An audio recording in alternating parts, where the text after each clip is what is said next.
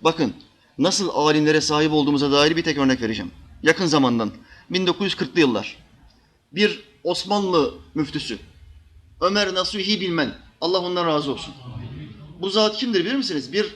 Bir ilmihal kitabı vardır. Birçok eseri var ama bir ilmihali var. Türkiye'deki en meşhur kitaptır. Bütün dünyadaki Müslüman ülkelere de kendi dillerinde tercüme edilmiş ve gönderilmiştir. Kitabın ismi Büyük İslam İlmihali. Sadece Türkiye'de 3 milyondan fazla basılmış ve dağıtılmıştır. Türkiye'de bu kitabın yanına satış olarak yaklaşan hiçbir kitap yoktur. Kur'an ve sünnetin bilmemiz elzem olan, zaruri olan, farz-ı ayın olan bilgilerini, yani ilmihal, muhtasar ilmihal bilgilerini o kitapta özetlemiştir.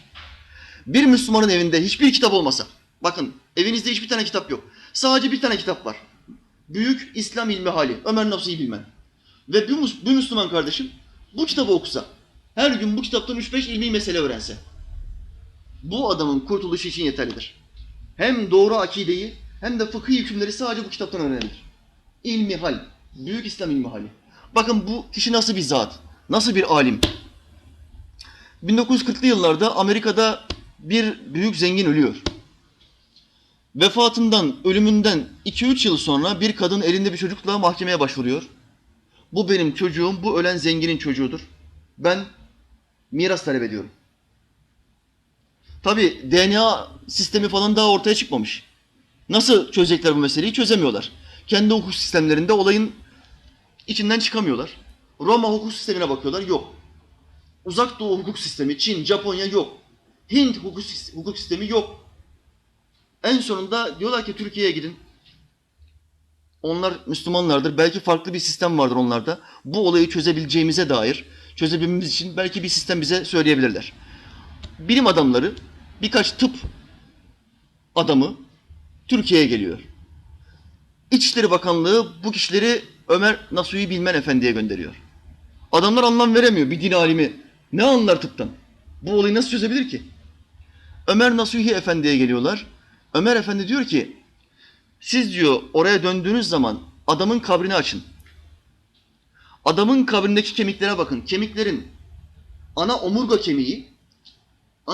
kemiğinin en altında yuvarlak bir kemik vardır. Buna acbüzzenep denir.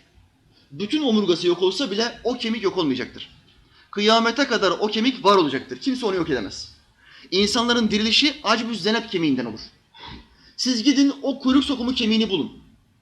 Sonra bu çocukluk iddia eden, çocuğunun ondan olduğunu iddia eden kadından gidin çocuktan birkaç damla kan alın.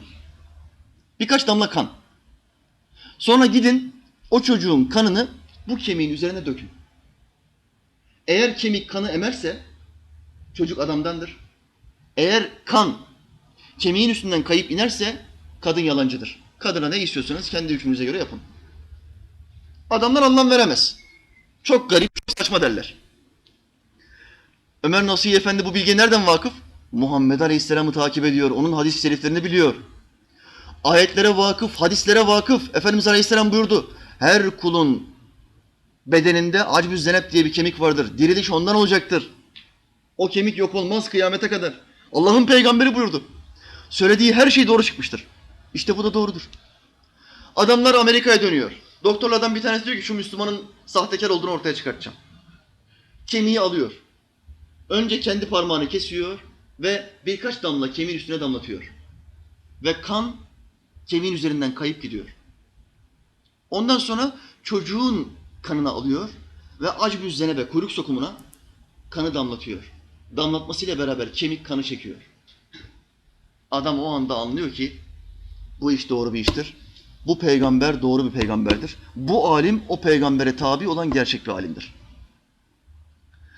Bizim böyle alimlerimiz var kardeşler. Bizim böyle bir yolumuz var. İşte sen o peygambere tabi olursan, o peygamberin arkadaşlarına da yani sahabilere de tabi olmuş olursun. İmam Rabbani ne buyuruyor? Şiilere bir reddiyesi var İmam Rabbani'nin. Mektubatta çok fazla reddiye yapmıştır.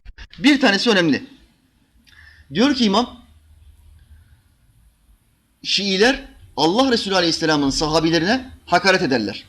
Onlara düşmandırlar. Sahabilerin sahtekar olduğunu, Kur'an'ı eksilttiğini iddia ederler. Bu iddialarıyla bizzat Muhammed Aleyhisselam'a iftira etmiş olurlar. Çünkü bu iddia şu demektir. Allah'ın peygamberinin arkadaşları kötü arkadaşlardı. Kardeşler, İslam'ın temel emirlerinden bir tanesi nedir? Arkadaşlarını iyi seç. Arkadaşlarını iyi seç. Şimdi Allah'ın peygamberi bize arkadaşlarımızı iyi seçmemizi söylerken Allah'ın peygamberlerinin arkadaşları nasıl sahtekar olabilir? Şiiler ne diyor? Peygamber iyiydi ama arkadaşların hepsi sahtekardı. Hepsi kötü insanlardı. Allah'ın peygamberine yakıştırdığınız şeye bakın. Utanın. Utanın. İşte kardeşler, İslam böyledir. Bu meseleye dikkat etmek lazımdır.